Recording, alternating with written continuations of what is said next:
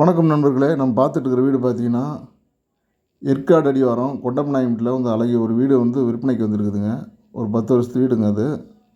Land building ரெண்டுமே approved.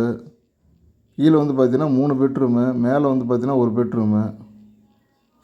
திசை பார்த்தீங்கன்னா கிழக்கு. லோனும் போட்டுக்கலாம். மேலும் இதை பற்றின டீட்டெயில் தெரிஞ்சுக்கணும் அப்படின்னு ஆசைப்பட்டீங்கன்னா கீழே ஸ்டிப்பில் இருக்கிற நம்பருக்கு கால் பண்ணுங்கள். நன்றி, வணக்கம்.